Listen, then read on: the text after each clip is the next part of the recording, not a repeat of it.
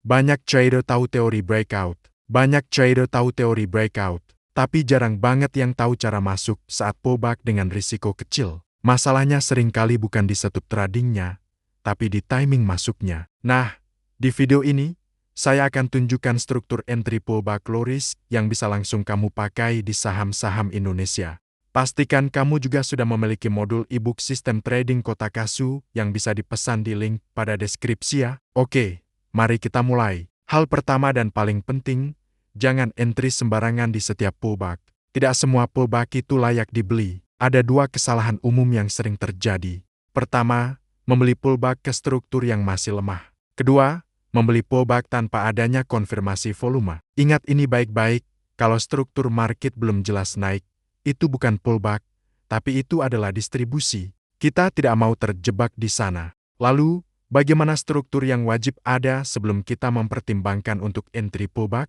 Entry pullback hanya valid jika struktur market sudah bullish. Apa itu struktur bullish? Ada 3 ciri utamanya.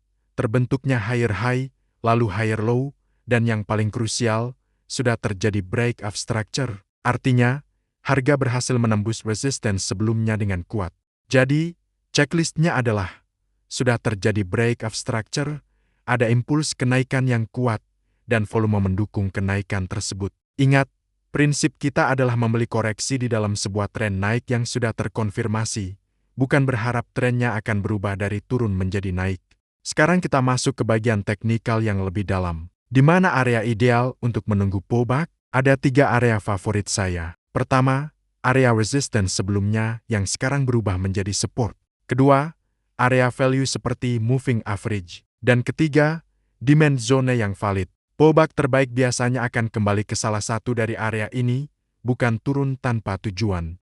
Kita juga harus memperhatikan tanda-tanda lain, seperti harga berhasil reclaim level penting, munculnya rejection candle, dan yang terpenting, volume yang mengecil saat harga turun. Kalau volume justru besar saat harga turun, hati-hati. Itu bisa jadi pertanda distribusi, bukan koreksi sehat. Oke, ini bagian paling teknikalnya, yaitu stop entry kita. Kita akan menunggu harga pullback ke area support yang valid. Pastikan volume mengecil saat harga turun. Lalu, tunggu sampai muncul sinyal dari market, seperti bullish rejection candle atau bullish engulfing. Setelah itu, kita baru entry saat harga berhasil menembus high dari candle konfirmasi tersebut.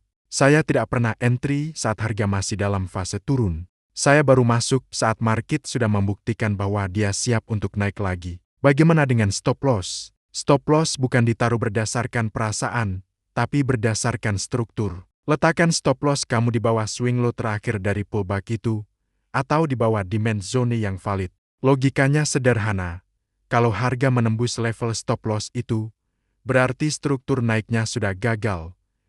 Kita salah, dan kita harus keluar dari market untuk melindungi modal. Trader yang bertahan lama di market bukan karena win rate-nya tinggi, tapi karena risk management-nya disiplin. Sebagai penutup, entry pullback itu bukan soal berani beli saham diskon, tapi soal kemampuan membaca struktur market dan menunggu konfirmasi yang valid. Struktur dulu, baru entry kemudian. Kalau kamu ingin belajar bedah chart secara real setiap minggu, jangan lupa subscribe channel Kotakasu. Coba tulis di kolom komentar, saham apa yang ingin kita bedah bersama dengan satu pullback ini. Terima kasih sudah menonton.